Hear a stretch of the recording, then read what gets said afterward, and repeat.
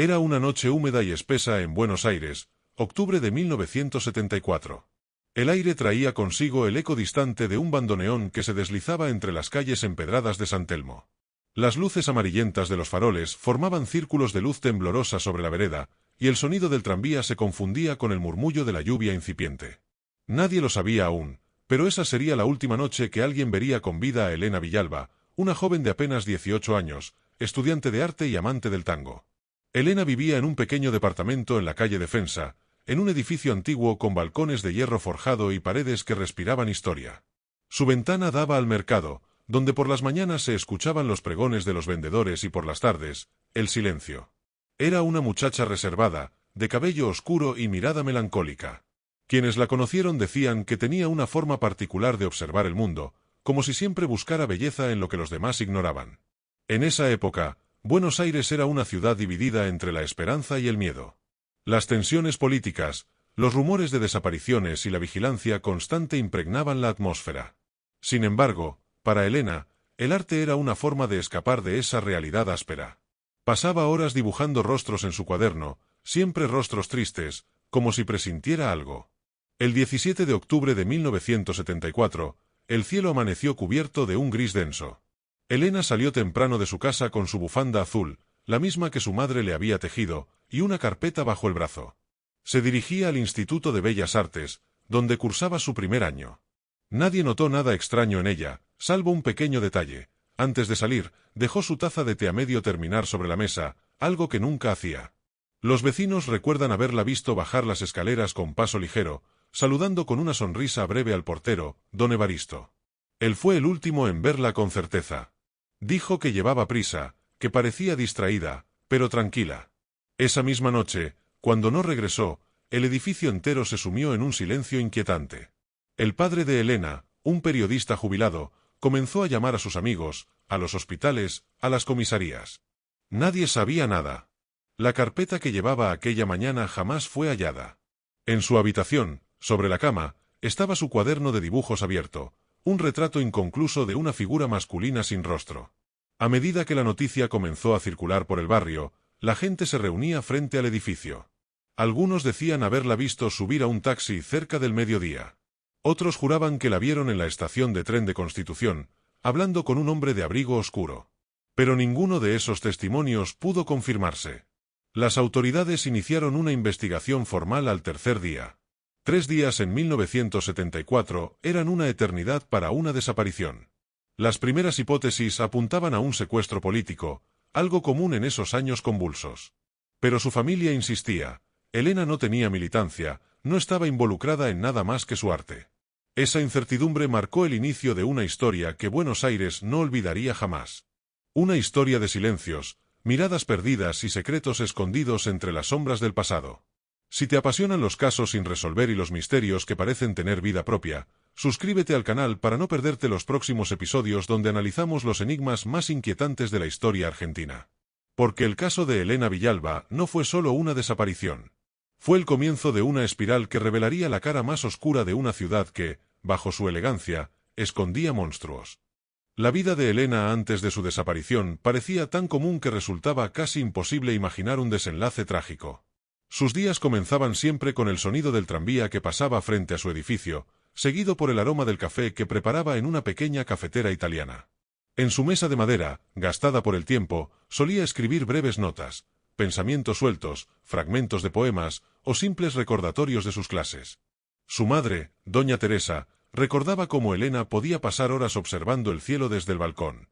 Decía que buscaba figuras entre las nubes, como si cada forma escondiera una historia. Tenía una sensibilidad inusual para su edad. La forma en que hablaba del tiempo, del silencio, del amor, era propia de alguien que ya había vivido demasiado. En el instituto, sus profesores la describían como una alumna brillante pero distraída.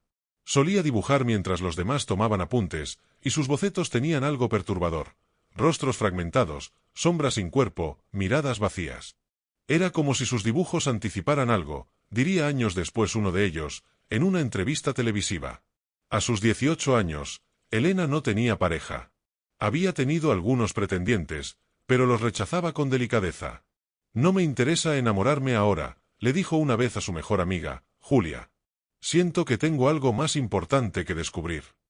Julia, que fue una de las últimas personas en verla con vida, recordaría esas palabras como una profecía velada. El barrio conocía bien a Elena. Solía ayudar en la librería de don Evaristo los fines de semana, organizando tomos viejos y encuadernaciones rotas. A veces leía en voz alta fragmentos de novelas francesas mientras la gente entraba y salía. Los vecinos decían que tenía una voz suave, melancólica, como una canción sin final.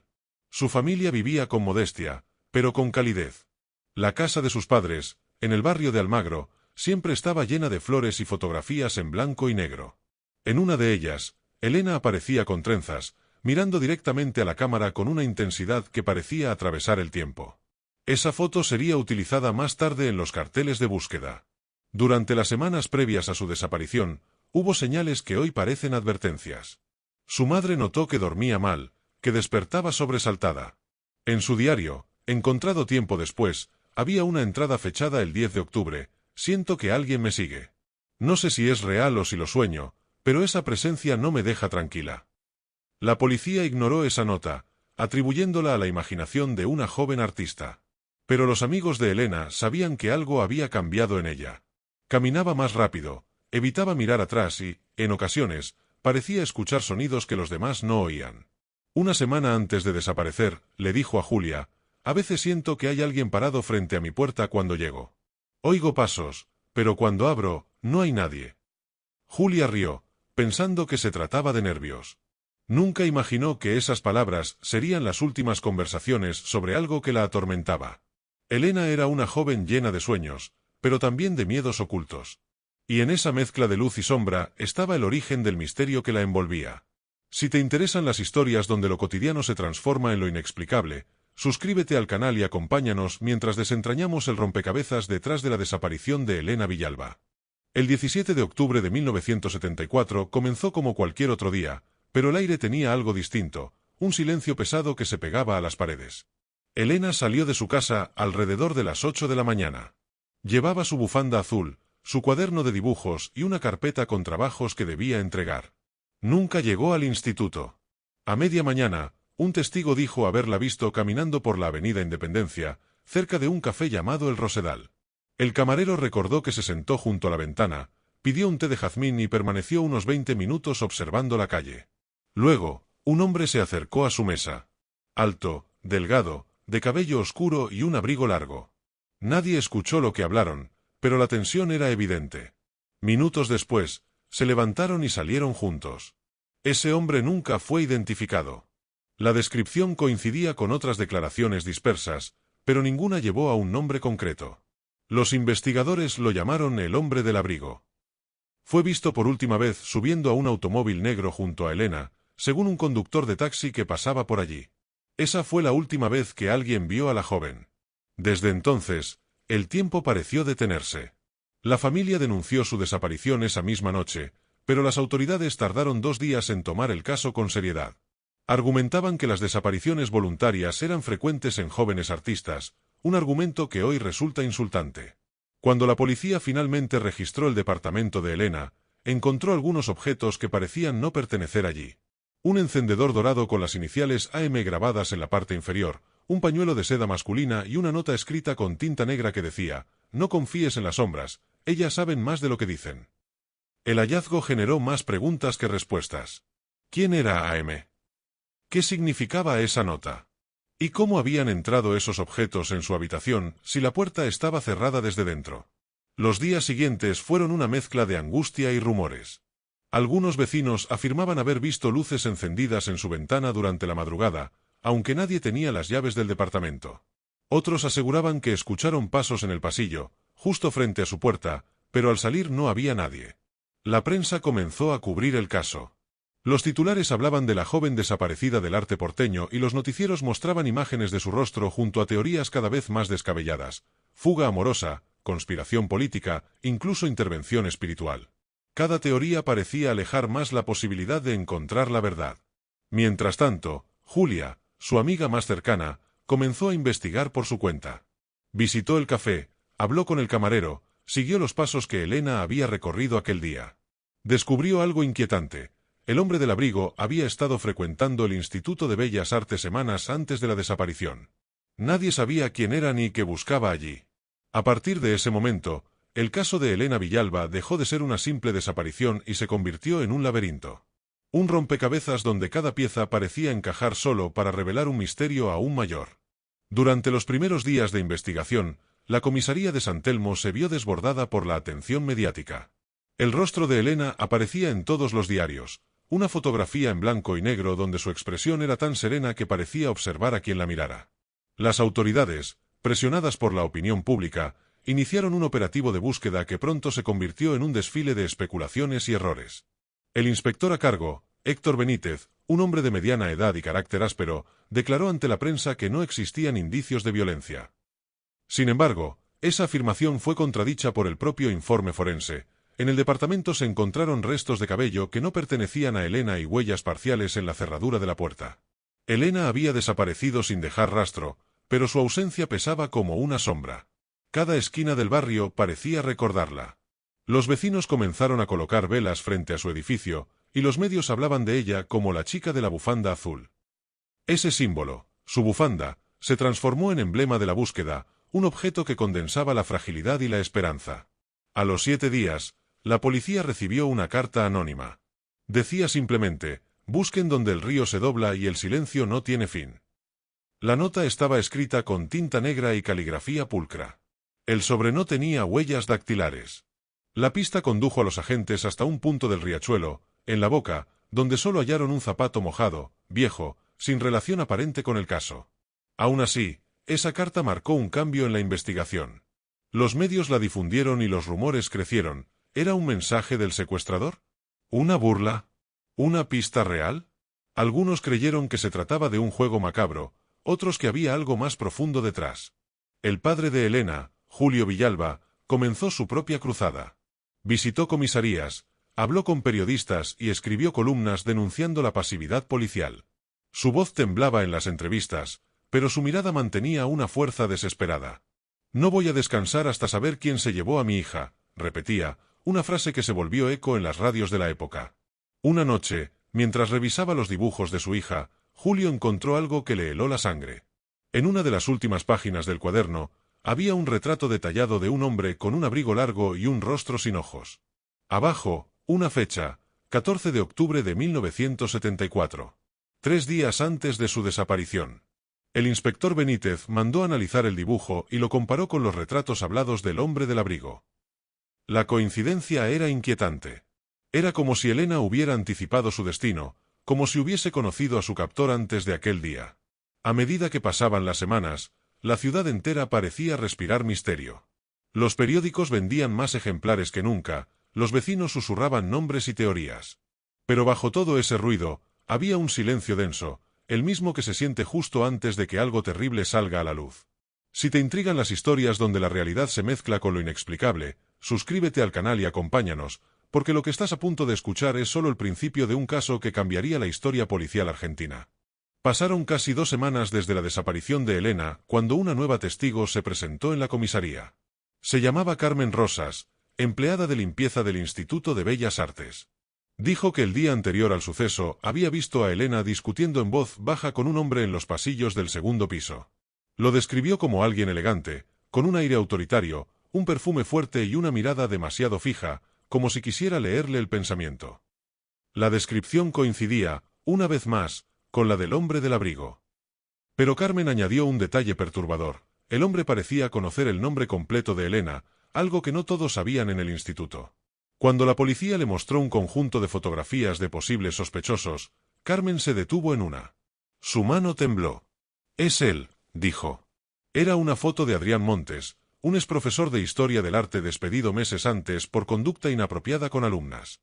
Montes era un hombre de 40 años, carismático y culto, conocido por su fascinación con las jóvenes artistas. Había trabajado en varias instituciones antes de desaparecer repentinamente de la vida pública. La policía lo localizó en un departamento alquilado en el barrio de Once, pero cuando llegaron, ya no estaba. En la mesa del comedor encontraron un cenicero lleno, un libro abierto de Baudelaire y una bufanda azul doblada con cuidado. El hallazgo generó un revuelo inmediato. Los periodistas acamparon frente a la comisaría, y la familia Villalba fue puesta bajo protección. El inspector Benítez convocó a una conferencia de prensa, confirmando por primera vez que el caso se trataba de un posible secuestro premeditado. La noticia cayó como una bomba. Mientras tanto, Julia, incapaz de quedarse de brazos cruzados, comenzó a recorrer los lugares donde su amiga solía ir. Visitó el Rosedal, el café donde la habían visto por última vez, y el dueño le entregó algo que nadie había recogido, una servilleta con un dibujo hecho a lápiz. Era un boceto del interior del local, con la figura del hombre del abrigo observando desde la barra. Firmado con las iniciales EV. Aquel dibujo se convirtió en una pieza clave. No solo confirmaba que Elena había notado la presencia del hombre, sino que lo había retratado con precisión antes de desaparecer. Julia entregó la servilleta a la policía, pero sintió que algo no encajaba. ¿Por qué Elena seguía viéndolo si le temía? ¿Qué la mantenía atada a esa figura? La investigación se extendió hacia los círculos artísticos de la ciudad. Varios alumnos afirmaron que Montes solía organizar reuniones privadas en su casa para discutir arte contemporáneo. Sin embargo, algunos admitieron que, tras esas charlas, varias jóvenes habían dejado de asistir a clases sin explicación. Nadie había querido hablar antes. Los rumores sobre Montes crecían como una sombra imposible de detener. Se decía que coleccionaba retratos de sus alumnas, que guardaba objetos personales de ellas, y que hablaba de inmortalizarlas a través del arte. Lo cierto es que nadie supo nunca hasta dónde llegaba su obsesión. El 2 de noviembre de 1974, un obrero encontró una caja de madera semi-enterrada cerca del riachuelo. Dentro había bocetos, fotografías y mechones de cabello atados con cinta azul. Uno de los mechones coincidía con el ADN de Elena. La policía declaró oficialmente a Adrián Montes como principal sospechoso. El descubrimiento de la caja marcó un antes y un después. La policía, al revisar su contenido, encontró no solo objetos de Elena, sino también retratos y recortes de otras jóvenes desaparecidas en los últimos 2 años. Todas tenían algo en común, eran estudiantes de arte, de cabello oscuro y mirada profunda. La prensa comenzó a hablar del artista de las sombras, un posible asesino serial que había pasado inadvertido entre aulas, pinceles y cuadernos. El inspector Benítez decidió reabrir los casos antiguos y encontró un patrón. Cada desaparición coincidía con la fecha de una exposición importante o la inauguración de una galería. Era como si el culpable necesitara un ritual, una ofrenda simbólica. Elena había desaparecido el mismo día en que se celebraba el aniversario del Instituto de Bellas Artes. ¿Coincidencia o mensaje? Nadie lo sabía con certeza. Mientras tanto, Julia comenzó a recibir llamadas anónimas. Una voz masculina, calmada, con tono educado, le decía frases breves: «No busques más, el arte es eterno, ella está donde la belleza no muere». Las llamadas se repetían siempre a la misma hora, 2:17 de la madrugada. Julia denunció el acoso, pero los rastreos no lograron identificar el origen. En una de esas noches, Julia juró ver una silueta parada frente a su ventana. Era un hombre alto, con abrigo oscuro. Cuando encendió la luz, la figura ya no estaba. Solo encontró, en el alféizar, una rosa marchita y una nota con la misma caligrafía que la carta anónima del riachuelo: «El arte exige sacrificio». El inspector Benítez ordenó vigilancia permanente sobre Julia, temiendo que el agresor intentara contactarla. Las investigaciones siguieron el rastro financiero de Adrián Montes, y descubrieron que había alquilado varias propiedades bajo distintos nombres. En una de ellas, una casa en el barrio de Barracas, hallaron lo que los agentes describieron como un taller del horror. En las paredes había colgadas decenas de fotografías y retratos de mujeres.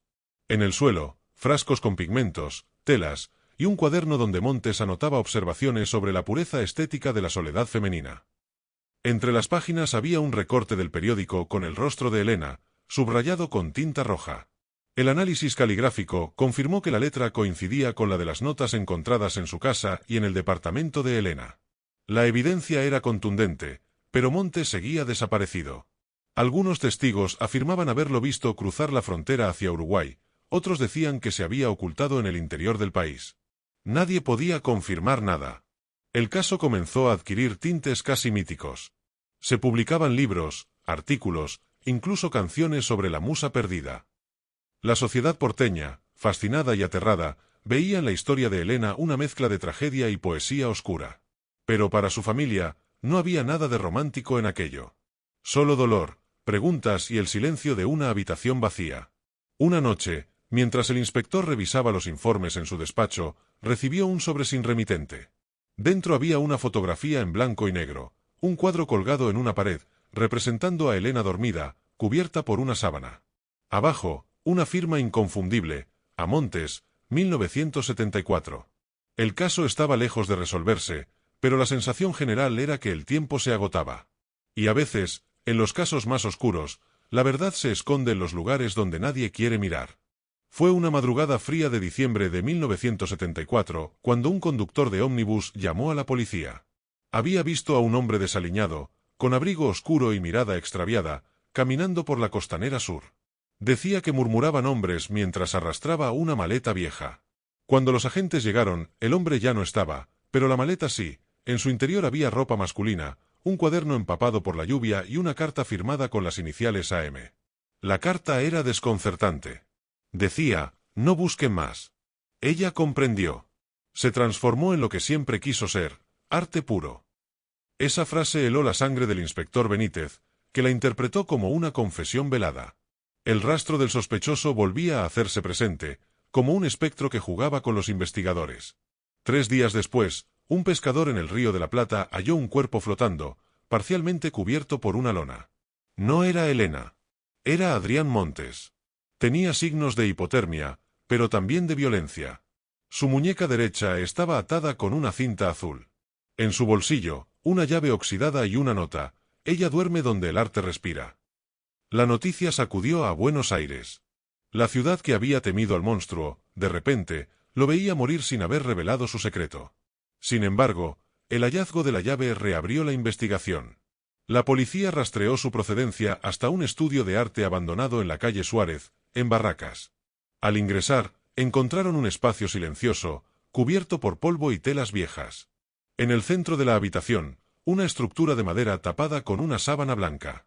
Benítez se acercó lentamente, sabiendo que estaba a punto de enfrentar el final de la historia. Al retirar la tela, el aire se volvió denso. Frente a ellos, un cuadro de tamaño natural mostraba el retrato de una joven recostada, con la bufanda azul, los ojos cerrados, y una expresión serena. Era Elena. El análisis confirmó que no era una pintura, sino una mezcla macabra, óleo sobre piel tratada. La obra, titulada Eterna, estaba firmada por Montes con la misma fecha de la desaparición. El horror se apoderó de todos los presentes. El artista de las sombras había cumplido su propósito final: transformar su obsesión en una pieza eterna. La familia Villalba fue notificada en la madrugada. El padre no pronunció palabra, simplemente se quedó mirando al vacío, sosteniendo la bufanda que había recuperado de manos de la policía. Elena había desaparecido en busca de arte, y había sido consumida por él. El hallazgo estremeció a la sociedad argentina. Las exposiciones de arte cerraron durante semanas en señal de respeto. Las calles se llenaron de carteles con su rostro, y la gente comenzó a dejar flores frente al edificio de la calle Defensa. La historia de Elena se convirtió en símbolo de la fragilidad de la belleza y de los límites que el ser humano puede cruzar cuando confunde creación con destrucción. Aún así, algo no encajaba del todo. Entre las pertenencias de Montes, los peritos hallaron un negativo fotográfico donde aparecía un segundo hombre en el taller, observando la obra inacabada. Su rostro no era claro, pero su silueta revelaba que Adrián no había estado solo. Y fue entonces cuando la historia, lejos de terminar, dio un giro que nadie esperaba. El hallazgo del negativo fotográfico cambió todo. Hasta ese momento, la policía y la opinión pública creían que Adrián Montes había actuado solo. Pero esa figura borrosa detrás del caballete abría una nueva puerta al misterio. El laboratorio fotográfico del Ministerio del Interior trabajó durante días para mejorar la imagen, y lo que revelaron dejó al inspector Benítez sin aliento. El segundo hombre era alguien conocido. Se trataba de Luciano Ferrer, un reconocido crítico de arte y propietario de una galería en Palermo. Ferrer había apoyado la carrera de Montes años antes, ayudándole a exponer sus obras en círculos exclusivos. Nadie sospechaba de él, su reputación era intachable, su voz respetada. Pero detrás de su elegancia se escondía una fascinación enfermiza por el control y la manipulación. Cuando fue interrogado por primera vez, Ferrer negó toda relación reciente con Montes. Sin embargo, las facturas encontradas en el estudio de Barracas lo vinculaban directamente con el alquiler del lugar. Además, su firma aparecía en los recibos de compra de pigmentos y materiales hallados junto a la obra final. Las pruebas se acumulaban, y su versión comenzaba a desmoronarse. La prensa, al enterarse, bautizó la dupla como los alquimistas del dolor, dos hombres que habían convertido la obsesión artística en un sacrificio humano. Ferrer, presionado, confesó parcialmente su participación. Dijo que Montes había perdido el juicio, que hablaba de crear la obra definitiva, y que él solo había financiado el taller sin saber lo que realmente ocurría allí. Pero los investigadores no le creyeron. En una de las declaraciones, Ferrer mencionó algo que heló la sangre de los presentes: él no era el primero. Ni ella, la última. Esa frase desató el pánico. Se reabrieron archivos, se cruzaron registros, y pronto surgieron coincidencias con otros casos de desapariciones de jóvenes artistas en Córdoba y Rosario, todas con características similares. El patrón era claro: belleza, talento y juventud, devoradas por la ambición de trascender.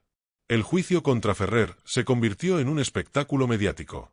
Las audiencias se llenaban de curiosos, periodistas y familiares de las víctimas. Ferrer, siempre impecable, hablaba con voz pausada, como si explicara una teoría estética. Decía que Montes lo había traicionado, que la obra debía ser simbólica, no literal. Pero en sus ojos había una calma inquietante, la misma que reflejaban los retratos de sus víctimas. Durante el proceso, Julia fue llamada a testificar.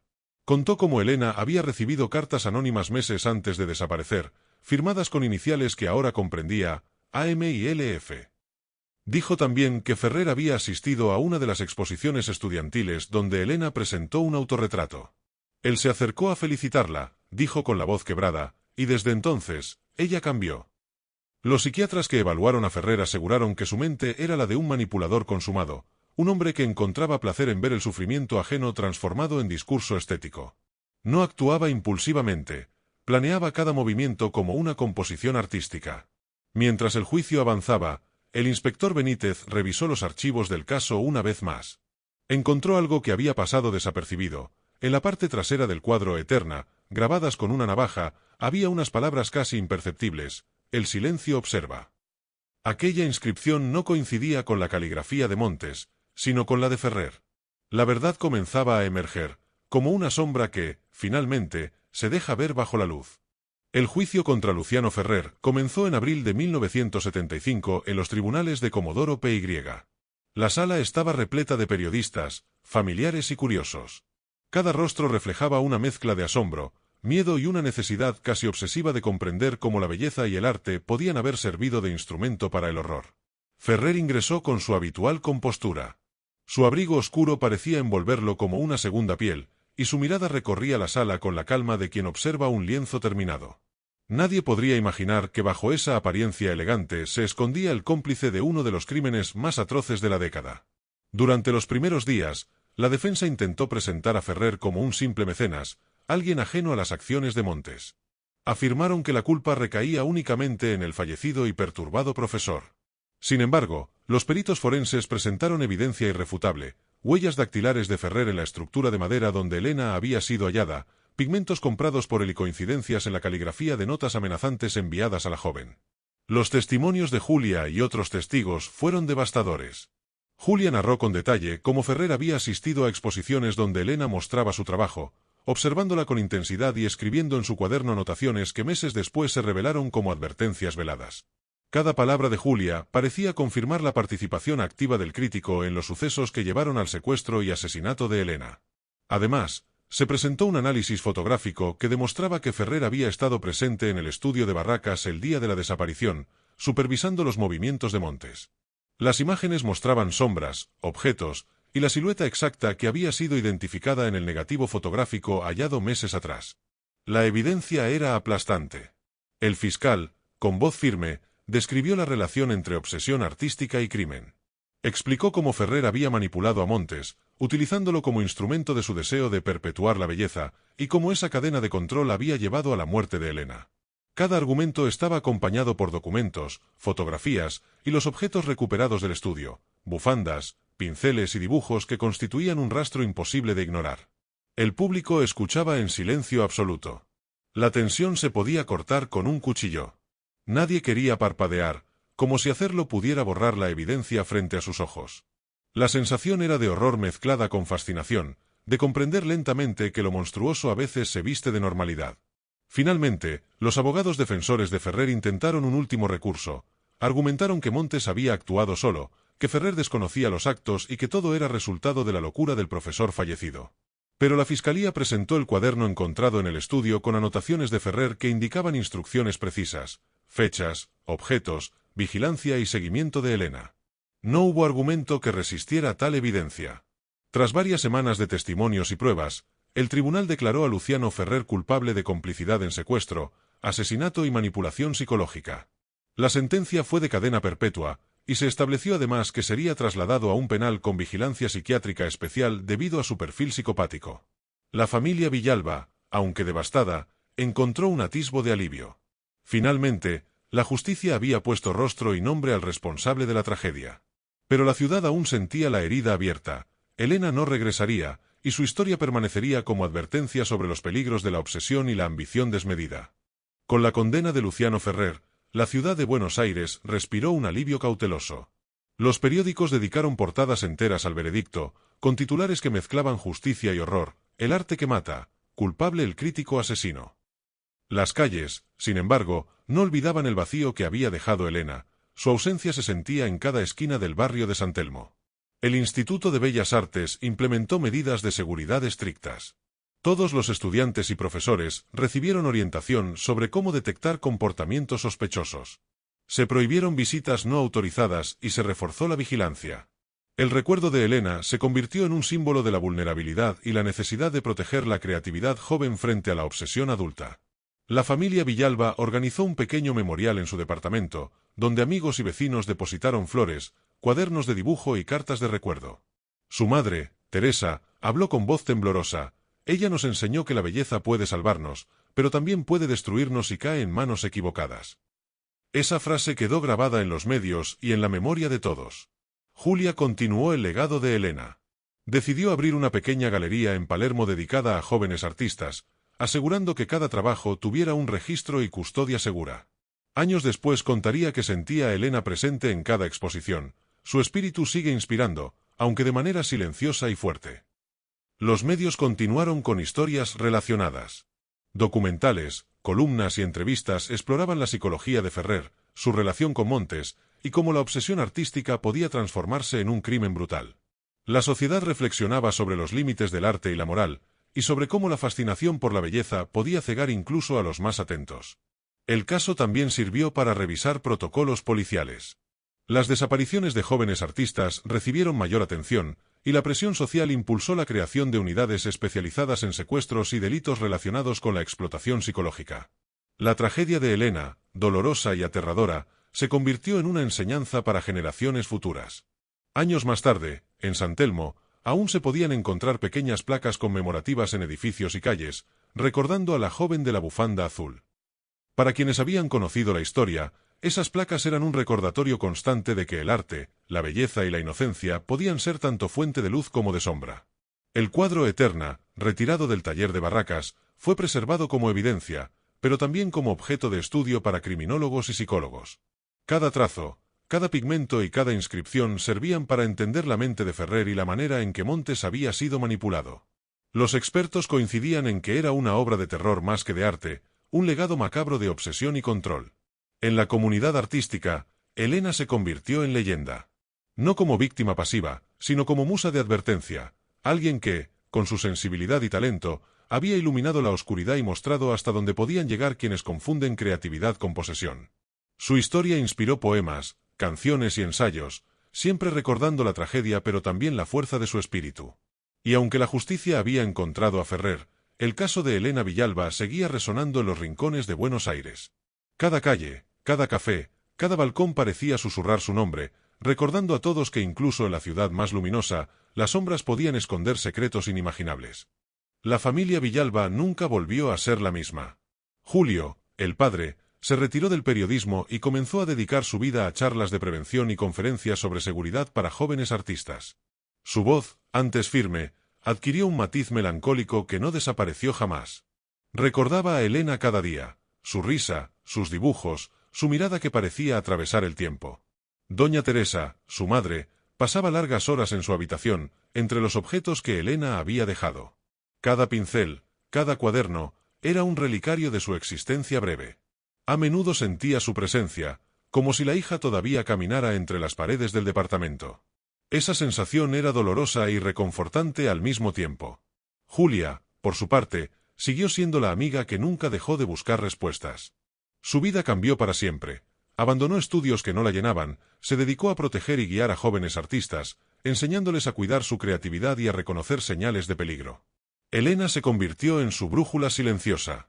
Las reuniones familiares de los Villalba eran momentos de recuerdo y de duelo compartido. Hablaban de Elena con detalle, repasaban sus gestos, sus frases, sus sueños truncados. Era un modo de mantener viva su memoria, de no permitir que el horror la consumiera por completo. Cada relato estaba teñido de amor y tristeza, y de una sensación constante de que algo se había perdido para siempre. Los amigos del instituto, muchos de ellos aún jóvenes en aquel tiempo, recordaban a Elena como una fuerza de inspiración. Sus dibujos, su sensibilidad, su manera de ver el mundo, seguían influyendo en quienes la conocieron. En cada exposición, algunos mencionaban su nombre como un homenaje silencioso, una forma de resistencia frente al miedo que su desaparición había sembrado. El juicio de Ferrer y la muerte de Montes dejaron un vacío extraño. Por un lado, la justicia había sido satisfecha, pero por otro, el dolor permanecía. Los Villalba y Julia entendieron que la resolución legal no podía devolver a Elena, solo podía arrojar luz sobre las sombras que la habían envuelto. En los años siguientes, la historia de Elena se convirtió en material de estudio en universidades de arte y criminología. Analizaban cómo la obsesión y la manipulación podían transformarse en crimen, y cómo los ambientes aparentemente seguros podían albergar peligros invisibles. La historia era, al mismo tiempo, una advertencia y un legado. Cada aniversario de su desaparición se celebraba con vigilias en San Telmo. Velas, fotografías y notas se dejaban en la puerta del Departamento de Defensa. Vecinos y desconocidos se unían en silencio, recordando no solo la tragedia, sino también la belleza y el talento de Elena. Era un ritual colectivo de memoria y duelo. Elena Villalba se convirtió en un símbolo de lucha silenciosa, de advertencia y de inspiración. La bufanda azul, recuperada del estudio de Barracas, pasó a ser exhibida en pequeños museos y exposiciones conmemorativas, como testimonio de una vida arrebatada y de la justicia que, aunque tardía, finalmente llegó.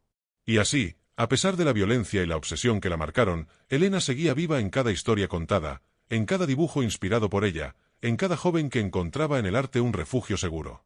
Su ausencia era dolorosa, pero su legado se mantenía inquebrantable. Con el paso de los años, el caso de Elena Villalba se consolidó como un referente en la criminología argentina. Los estudiantes de Derecho, Criminología y Psicología estudiaban cada detalle, desde la manipulación psicológica de Montes hasta la planificación meticulosa de Ferrer. La historia se convirtió en un ejemplo de cómo el arte y la obsesión podían entrelazarse de manera mortal. El barrio de San Telmo, que en 1974 había sido testigo del horror, lentamente recuperó su calma. Los cafés volvieron a llenarse de risas, los artistas jóvenes ocuparon los talleres abandonados y los tranvías continuaron su recorrido. Sin embargo, la memoria de Elena permanecía, grabada en la arquitectura, en los rincones y en los relatos de quienes la conocieron. Los Villalba nunca dejaron de honrar su memoria. Cada cumpleaños de Elena era recordado con un pequeño acto íntimo, una exposición de sus dibujos, un café en el balcón donde solía observar la calle, y palabras compartidas entre quienes habían amado su espíritu. Era un modo de preservar su esencia intacta, a pesar del horror que la rodeó. Julia escribió un libro años más tarde, titulado La Musa y las Sombras, donde recopiló todo lo que había vivido, sus recuerdos con Elena, las pistas que siguieron y la experiencia del juicio. La obra se convirtió en un referente para quienes investigan casos de obsesión criminal vinculada al arte y la manipulación psicológica.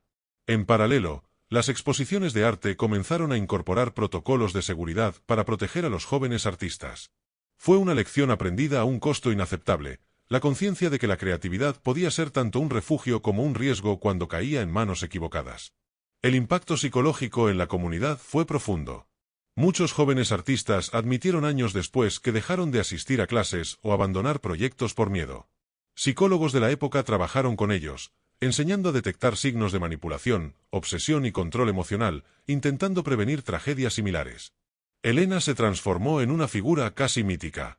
La combinación de su talento, juventud y la brutalidad de su desaparición hizo que cada aniversario de su nacimiento y muerte fuese recordado no solo por familiares, sino por toda la ciudad.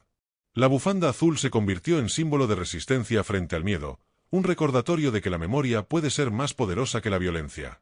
El caso también tuvo repercusiones legales. Se revisaron los protocolos de denuncia, la rapidez de respuesta ante desapariciones de jóvenes y la coordinación entre comisarías y fiscales. La tragedia de Elena marcó un precedente para la protección de los menores y jóvenes artistas en todo el país. A pesar de todo, había un silencio que nunca se rompía completamente.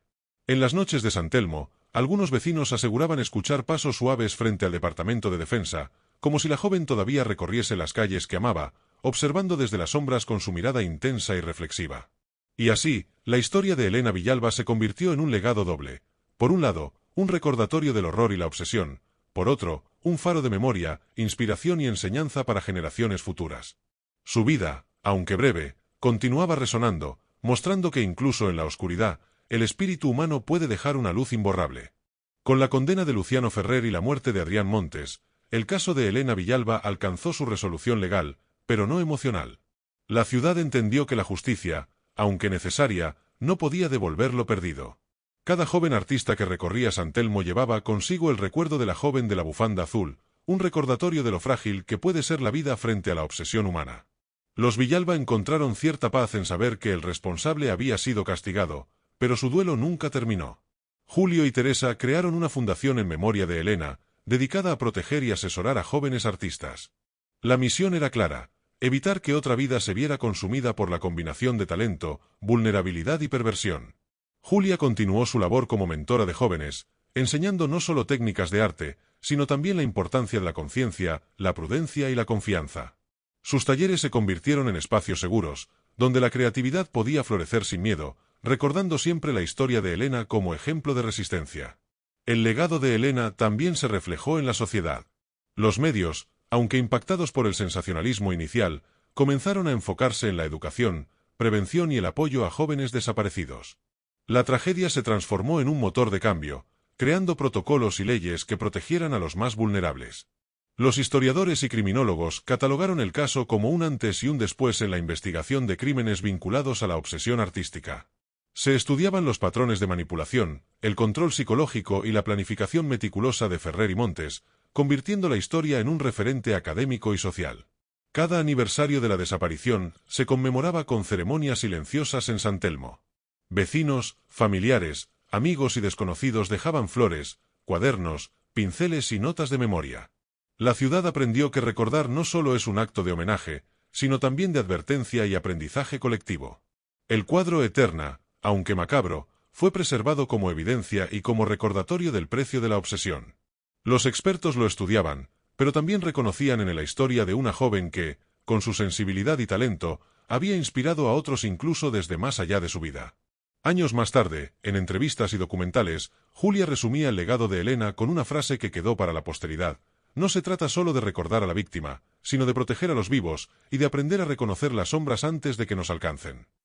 Esa frase se convirtió en emblema de la prevención y la memoria histórica. La ciudad de Buenos Aires, con sus luces amarillas y calles empedradas, aún susurra historias de fantasmas y recuerdos. Pero en cada rincón donde Elena caminó, en cada cuaderno de dibujo que permanece intacto, vive un espíritu que enseña, advierte y protege. La joven de 18 años, desaparecida un 17 de octubre de 1974, se convirtió en símbolo de resiliencia y arte inmortal. Y así, mientras los años pasan y nuevas generaciones recorren las calles de San Telmo, la historia de Elena Villalba permanece viva. Un misterio que se transformó en lección, un crimen que reveló la oscuridad del alma humana, y un legado que asegura que su luz, aunque truncada, nunca será olvidada. Los amigos de Elena se reunían cada cierto tiempo, no para llorar juntos, sino para compartir recuerdos y proyectos que ella hubiera admirado. Cada conversación, cada anécdota, mantenía su presencia entre ellos, como si su espíritu creativo se desbordara en sus propias vidas. En la Facultad de Arte, los profesores comenzaron a mencionar la historia de Elena no como un episodio trágico, sino como una advertencia sobre los riesgos que enfrentan los jóvenes talentos. Se hablaba de límites, de confianza, y sobre todo de la necesidad de redes de apoyo seguras. El barrio de San Telmo, antes silencioso por la rutina de sus calles, adquirió un aire distinto. Las galerías de arte ofrecían talleres gratuitos y exposiciones dedicadas a artistas jóvenes, inspirados por la historia de Elena, fomentando la creatividad sin miedo ni explotación. Teresa Villalba escribía cartas a artistas jóvenes que se encontraban en situaciones de riesgo, aconsejándoles, escuchándolos y recordándoles que no estaban solos. Su dolor se transformó en un puente que conectaba el pasado con el futuro. Julio, por su parte, encontró consuelo en la pintura. Cada cuadro que pintaba llevaba un detalle de Elena, un pañuelo azul, una mirada, un gesto. Así, su hogar se convirtió en un museo silencioso de recuerdos que hablaban sin palabras. La fundación creció con los años. Se establecieron becas para jóvenes artistas, programas de tutoría y talleres de prevención. Cada actividad llevaba el nombre de Elena, asegurando que su legado no quedara solo en palabras, sino en acciones concretas. Julia, que ya había envejecido, escribía un diario donde documentaba casos de jóvenes protegidos por la fundación. Cada historia era un hilo de esperanza, una señal de que el sacrificio de Elena no había sido en vano. La prensa internacional comenzó a interesarse en el caso. Documentales y artículos lo describían como un punto de inflexión en la protección de artistas y en la concientización sobre obsesiones peligrosas. Elena Villalba se convirtió en un nombre conocido fuera de Argentina. Algunos visitantes de San Telmo, al conocer la historia, pedían visitar los lugares que ella frecuentaba. Caminar por esas calles se convirtió en una especie de peregrinación cultural y emocional, donde el arte y la memoria se entrelazaban. En la Plaza Dorrego, donde Elena había vendido sus primeros dibujos, se erigió un pequeño mural con su retrato. Cada año, los vecinos lo renovaban, añadiendo flores y mensajes que recordaban su vitalidad y creatividad. Los cuadros de Elena, guardados por su familia y algunos amigos, comenzaron a ser exhibidos en pequeñas galerías. La crítica apreciaba la pureza y la sensibilidad de sus trazos, reconociendo en ellos un talento que el mundo había perdido demasiado pronto. Ferrer y Montes quedaron en la historia no solo como criminales, sino como advertencia de la oscuridad que puede esconderse tras la admiración obsesiva. Las conferencias sobre psicología criminal incluían el caso como ejemplo de manipulación y peligro latente. Cada joven que ingresaba a los talleres de Julia o la fundación recibía una hoja con una frase de Elena: «El arte es libertad, pero la vida exige cuidado». Ese lema se convirtió en guía y mantra para quienes aspiraban a vivir del talento. Algunos años después, un joven artista encontró un cuaderno de Elena escondido entre viejos archivos familiares. Sus dibujos eran delicados, casi secretos, y mostraban un mundo interior que aún podía hablar a través del tiempo. Teresa y Julio organizaron una exposición especial con ese cuaderno. La emoción fue tal que muchos visitantes rompieron en lágrimas, comprendiendo que la esencia de Elena aún podía tocar corazones décadas después. Julia, sentada en su taller, reflexionaba sobre la vida y la muerte. Comprendía que aunque la tragedia había marcado a todos, también había enseñado la importancia de la vigilancia, la empatía y el amor por el talento ajeno. La ciudad, con su ritmo constante, había cambiado. La historia de Elena Villalba se enseñaba en escuelas de arte y secundaria, no solo como crimen, sino como lección de ética, cuidado y responsabilidad. Algunos artistas emergentes comenzaron a firmar sus obras con un pequeño símbolo azul en honor a Elena, un detalle discreto que representaba vigilancia, memoria y respeto por la juventud creativa. Un grupo de voluntarios creó una línea de ayuda para jóvenes artistas, inspirada en la fundación. La idea era simple: prevenir situaciones de riesgo antes de que se convirtieran en tragedias. Las redes sociales, décadas después, empezaron a viralizar la historia de Elena. No era solo un relato triste, era un recordatorio de que el talento debe cuidarse y que la comunidad tiene un papel activo en la protección de los vulnerables. La historia también inspiró a escritores y cineastas. Obras basadas en su vida aparecieron en libros y películas, siempre manteniendo el respeto y la enseñanza de su legado, evitando el sensacionalismo que inicialmente acompañó su caso. Cada aniversario del 17 de octubre se convirtió en una jornada de talleres, conferencias y exposiciones. La ciudad no solo recordaba a Elena, sino que celebraba la creatividad y la vida de todos los jóvenes artistas.